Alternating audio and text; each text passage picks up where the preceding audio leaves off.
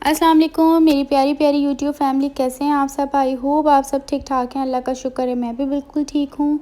तो जी आज की वीडियो में आपके साथ अपना रोज़े और सहरी की कंप्लीट इफ़्तार तक की रूटीन शेयर करूँगी और साथ साथ आपके साथ एक वजीफ़ा भी शेयर करूँगी जिसे आप अपने खानों पर पढ़कर फूकेंगे तो आपके खाने का मज़ा भी दोबाला हो जाएगा। जो भी चीज़ आप बना रहे हैं, रमज़ान में इफ़्तार बना रहे हैं, आप उसके ऊपर लाजमी पढ़ते रहें।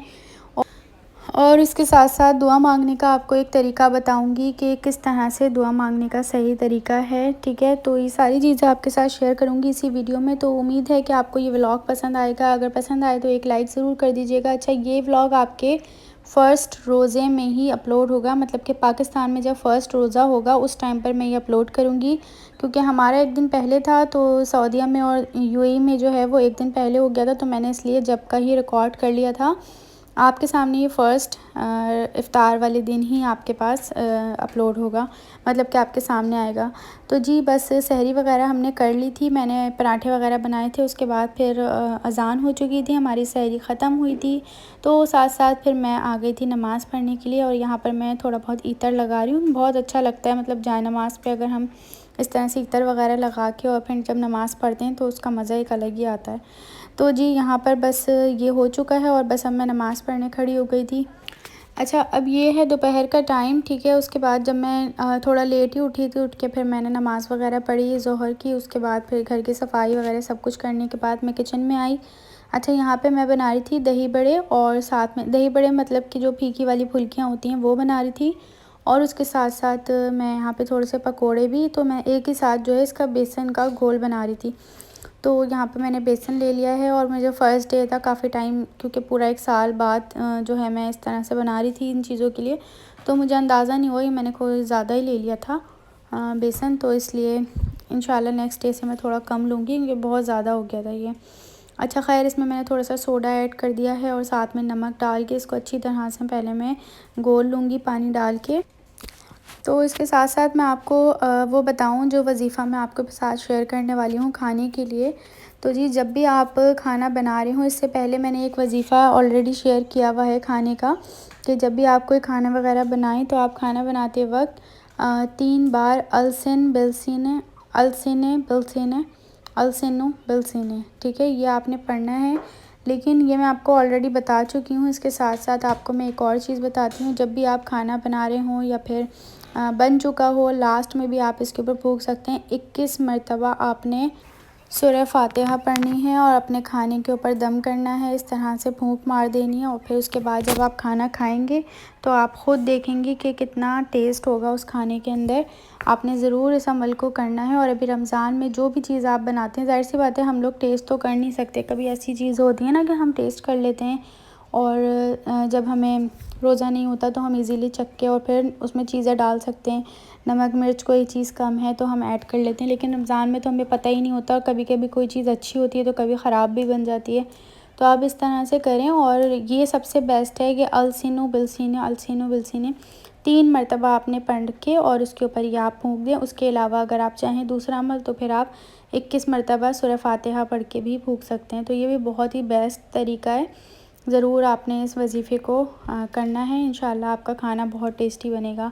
अच्छा, ये थोड़ा सा मैंने ना अलग कर लिया था, वो मैंने पकोड़ों के लिए अलग किया था, और साथ साथ ये मैंने यहाँ पे अलग कर लिया है फुल्कियों के लिए, जो मैं फीकी फुल्कियाँ बनाऊँगी। मतलब कि दही वगैरह मैंने अलग से घोल के रखा हुआ है, फेंट के रखा हुआ है। उसके अंदर मैं ये फीकी फुल्कियाँ बना के ऐड करूँगी, और साथ में इसमें चटनियाँ वगैरह जाती हैं, बहुत ही टेस्टी से बनते हैं।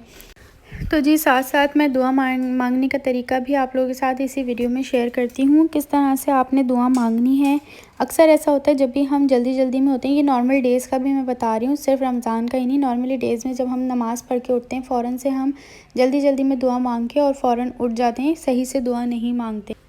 और कभी कभी तो ऐसा होता है कि दुआ मांगने का बिल्कुल भी टाइम नहीं होता कुछ लोगों के पास, कभी कभी किसी काम की वजह से बस वो फ़र्ज़ अदा किया वो फ़ौरन से उठ के चले जाते हैं। तो उससे जो बेस्ट तरीका है उन लोगों के लिए मैं कह रही हूँ जिनके पास बिल्कुल टाइम नहीं है, वो क्या करें कि वो कम से कम इतनी ये दुआ पढ़ लें, रब्बना आतिना फ़िद दुनिया हसना व फ़िल आखिरति हसना व क़िना अज़ाबन नार।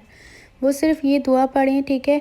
इस दुआ में कंप्लीट सारी चीज़ें आ जाती हैं, जो भी अगर आपके पास बिल्कुल टाइम नहीं है। लेकिन सबसे बेस्ट तरीका, अगर आप बिल्कुल एक प्रॉपर वे में दुआ मांगना चाहते हैं और बिल्कुल अच्छी तरीके से, तो फिर उसके लिए मैं आपको बताती हूँ किस तरह से आप दुआ मांगें। आप सबसे पहले तो दुआ के लिए सबसे पहले बिस्मिल्लाह पढ़ के उसके बाद एक बार दुरूद पाक पढ़ें, ठीक है। कोई भी छोटा या बड़ा जो आपको ईज़ी लगे वो आप दुरूद पाक पढ़ने के बाद फिर उसके बाद आपने क्या करना है, सबसे पहले अस्तगफिरुल्लाह पढ़ना है, ठीक है। क्योंकि दुआएं हम मांग तो लेते हैं, लेकिन दुआएं कबूल क्यों नहीं हो रही होती? क्योंकि हमारे अमाल गलत होते हैं, जिसमें हमारे अमालों की वजह से जो हमारी दुआएं जो हैं वो कबूल नहीं हो पाती।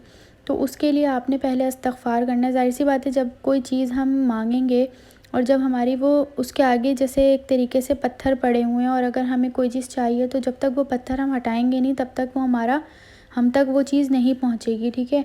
तो कोशिश करें कि अपने अमाल ठीक करें, कोशिश करके, और उसके साथ साथ में अपने जब भी दुआएं मांगें इस्तग़फ़ार ज़रूर पढ़ें। अस्तग़फ़िरुल्लाह पढ़ लें, या अस्तग़फ़िरुल्लाह के कोई भी इस्तग़फ़ार के बहुत से ऐसे कलमात हैं, आप वो पढ़ सकते हैं।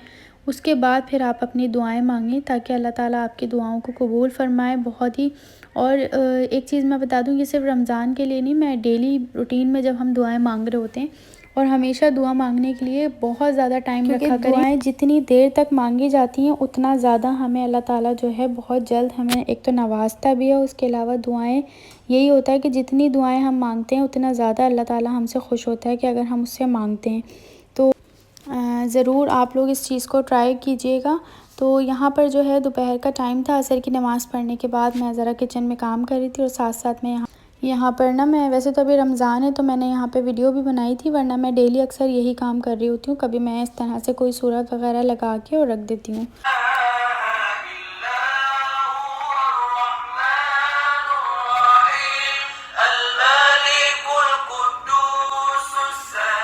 तो जी यहाँ पे मैंने अल्लाह पाक के 99 नाम जो है वो लगा के छोड़ दिया था वहीं पर, और फिर मैं सुनती रहती हूँ और फिर काम कर रही थी। तो उसके बाद फिर कोई भी सूरत वगैरह भी हम लगा के रख देते हैं, तो इस तरह बड़े अच्छी वाइब्स भी आती हैं। और फिर दूसरी चीज़ के मेरा जो ये कुरान पाक का पेन है, इसमें ट्रांसलेशन हर चीज़ हर तरह की जो है इसमें वो होता है कि अगर आपको कोई ट्रांसलेशन सुननी है, वर्ड बाय वर्ड सुनना है, या बहुत सी ऐसी मतलब कि बहुत ईजी है ये, अगर कोई बच्चे को पढ़ाना हो तो बहुत ही ईजी रहता है ये ना। तो और हम ख़ुद भी इतनी गलतियां कर जाते हैं, हम ख़ुद जो है कितनी बार चेक कर लेते हैं कि ये चीज़ हमने सही पढ़ी नहीं पढ़ी। तो ये बहुत ही बेस्ट है। तो जी बस ये मैं लगा के रख देती हूँ यहाँ पे, और मैं हमेशा ट्रांसलेशन लगा के रखती हूँ, ताकि जो चीज़ हम पढ़ रहे हैं, जो चीज़ हम पढ़ते हैं डेली, उसका हमें मतलब भी पता हो कि उसका क्या तर्जुमा है क्या नहीं है। तो अक्सर मैं सिर्फ़ इसका तर्जुमा, कोई भी सूरत जो मैं डेली में कभी सूरह वाक़िया या फिर कुछ भी पढ़ रही होती हूँ ना, तो मैं अक्सर इस तरह से ना इसकी तर्जुमा लगा के और फिर रख देती हूँ। तो ये घर पर जो है वो चलता रहता है, और फिर मैं सुनती भी रहती हूँ। अच्छा, यहाँ पे साथ साथ मैंने जो है पकोड़ों के लिए सामान बना रही थी, तो पकोड़ों के लिए मैंने ये ना सैलड में आता है यहाँ पर ना, मैंने वो मंगवाई थी मंदी परसों, तो उसके साथ में ये आया था। तो मेरे पास पालक भी नहीं था, पालक के पकौड़ों को दिल कर रहा था, तो मैंने सोचा ये सैलेड वाले जितने भी हैं ये सारे मैं इसी में ही ऐड कर देती हूँ।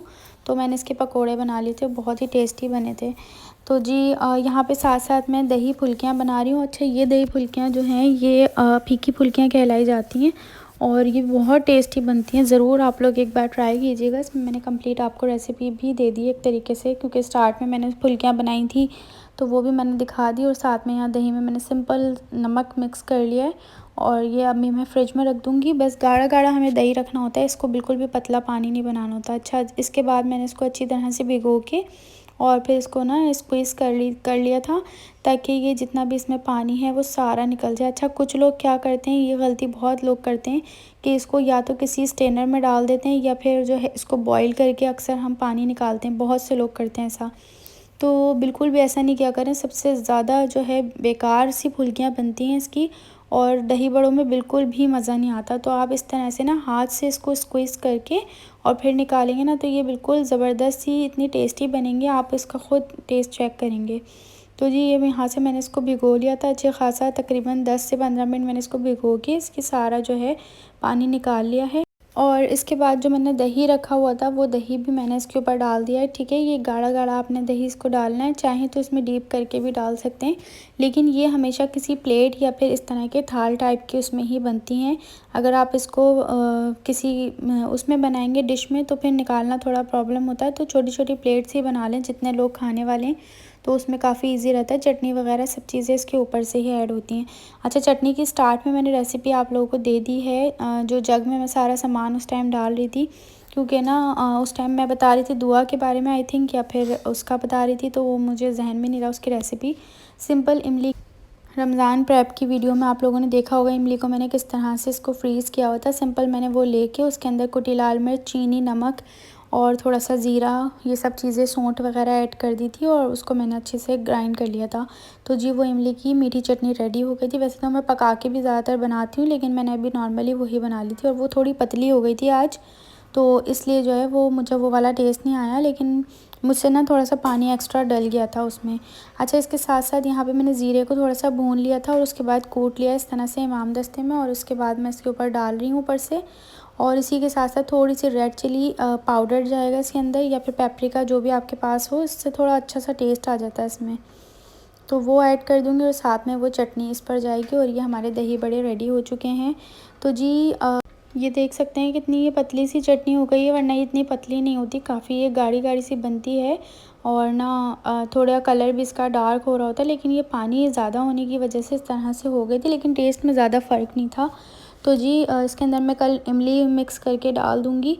अच्छा, उसके साथ ही यहाँ पे मैंने पकोड़े भी रख दिए थे तलने के लिए, और पकोड़े फ्राई हो रहे हैं साथ साथ। हमारे घर पर माशाल्लाह माशाल्लाह से पहला रोज़ा था, तो हर किसी के घर से कुछ ना कुछ आ ही गया था, तो वो भी इतना ज़्यादा हो गया था कि अब मुझे नेक्स्ट डे जो है कुछ भी नहीं बनाना पड़ेगा। मैं वही चीज़ें पहले तो यूज़ करूँगी ताकि कुछ भी फिके ना, और फिर इंशाल्लाह उसके नेक्स्ट डे मैं फिर कुछ इफ्तारी बनाऊँगी। तो ये पकोड़े जो हैं मैंने बनाए हैं, साथ में ये इसमें जो समोसे थे ना वो हमारे नेबर से आए थे कि पनीर के समोसे थे। यहाँ पे मेरे दही बड़े हैं, हरीस आ गया था ये नेबर से ही, और ये हरीस बहुत ही टेस्टी सा होता है, मेरे हस्बैंड को तो बहुत ही ज़्यादा पसंद है। एक जगह से पुलाव आया था, मटन का पुलाव था, और एक जगह से चिकन का बिरयानी थी, तो ये सारी चीज़ें मैंने निकाल ली थी। उसी टाइम ही गरम गरम आ गया था सब कुछ, तो हमने बस फिर दस्तरखान पे लगा लिया था। तो ये सारी चीज़ें हमारा जो है पहला रोज़ा था। माशाल्लाह माशाल्लाह से अल्लाह ताला सबका दस्तरखान इसी तरह भरा हुआ रखे, और अल्लाह ताला हम सब के रोज़े और इबादतों को कबूल फरमाए। आमीन सुम आमीन। दुआ में हमें भी याद रखिएगा। वीडियो को एंड करते हैं, बहुत लंबा व्लॉग हो चुका है, और अगर पसंद आई हो तो प्लीज़ एक लाइक ज़रूर कर दीजिएगा। मिलेंगे नेक्स्ट वीडियो में, अपना ख्याल रखें, दुआ में याद रखें। अल्लाह हाफ़िज़।